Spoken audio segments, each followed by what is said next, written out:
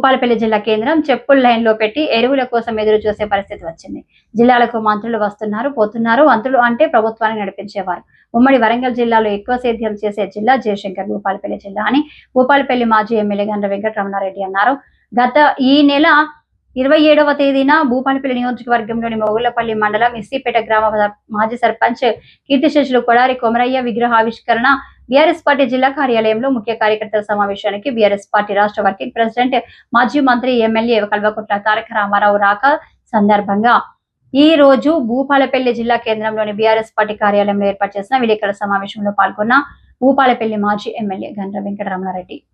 ఈ సమావేశంలో గండ్ర మాట్లాడుతూ ఈ సందర్భంగా మంత్రి శ్రీధర్ బాబుని జిల్లాలో ఎరువుల కొరత లేకుండా చూడాల్సిన ఆవశ్యకత ఎంతైనా ఉందని గుర్తు చేశారు.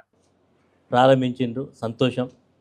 మేము కూడా మండలాన్ని ఏర్పాటు చేసింది ప్రజలకు ప్రభుత్వ సేవలు మరింత దగ్గరగా ఉండాలనే ఉద్దేశంతో గోరికొత్తపల్లి ఒక మండల కేంద్రం చేయడం జరిగింది. మొన్న గత వారం క్రితమే అక్కడ ఒక police station, primary health centre, అదేవిధంగా ఒక రెసిడెన్షియల్ స్కూలు, అన్ని రకాల సేవలు అందించడానికి ప్రభుత్వం చొరవ చూపెడితే బాగుంటుందని కూడా సూచన చేసినాం. నిన్న పోలీస్ స్టేషన్ ఏర్పాటు చేస్తాం. కానీ ఏర్పాటు చేసినది ఎక్కడ? పిల్లలు చదువుకునేటువంటి స్కూల్లో పోలీస్ స్టేషన్ను తాత్కాలికంగా ఏర్పాటు చేయడం జరిగింది. పోలీస్ స్టేషన్కు ప్రతి సందర్భంలో కూడా ఎక్కువ మంది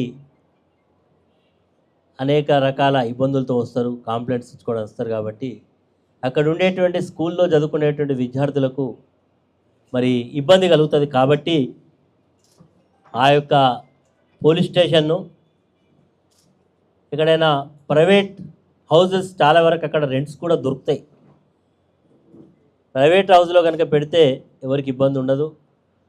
మరి ఆ ఏర్పాటు చేసినటువంటి పోలీస్ స్టేషన్ కూడా పక్కా భవనానికి కావలసినటువంటి నిధులను కూడా తీసుకొస్తే బాగుంటుంది. ఎందుకంటే మిగతా ఇన్స్టిట్యూషన్స్ వేరు. పోలీస్ స్టేషన్ అంటే ఒక 20 మంది కానిస్టేబుల్స్, ఇక్కడ వాళ్ళ సిబ్బంది వాళ్ళు ఉండడంతో పాటు పలు రిప్రజెంటేషన్స్ వస్తుంటాయి, ఎక్కడైనా లా అండ్ ఆర్డర్ ఇష్యూస్ వస్తాయి. కాబట్టి స్కూల్ ప్రాంగణంలో కాకుండా వేరే దగ్గర పెడితే బాగుంటుందని ప్రభుత్వానికి ఒక సూచన చేస్తాను.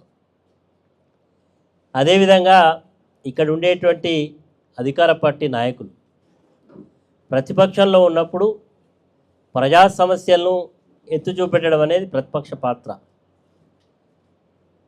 మేము ఏ అంశాన్ని లేబట్టినా అతనికి ఉండేటువంటి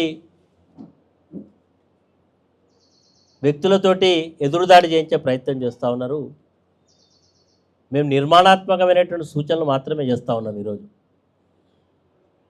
దాని మీద దృష్టి పెడితే బాగుంటుందని కూడా సూచన చేస్తూ ఉన్నాం. ఈరోజు నిన్న మేము అధికారంలో ఉన్నప్పుడు ఆ రోజు మొత్తం కూడా 2 బెడ్రూమ్ల ఇళ్లకు సంబంధించినటువంటి లబ్ధిదారులను ఎంపిక చేసి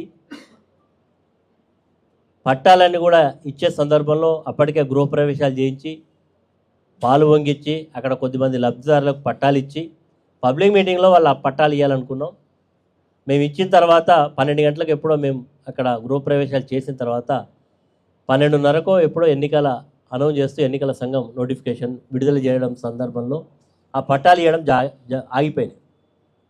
కానీ ఈ ప్రభుత్వం వచ్చిన తర్వాత దాదాపు 2 సంవత్సరాలైంది.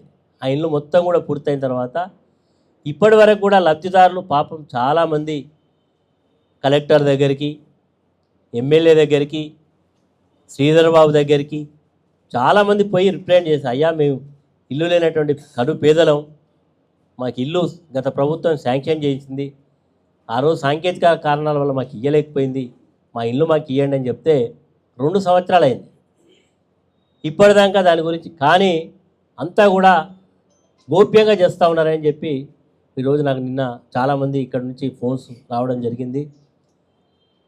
5గురికి ఇచ్చినట, మళ్ళీ 5గురికి వాపసు తీసుకున్నారట. ఎందుకు ఇంత మరి గోప్యంగా పెడుతున్నారు? నిజంగా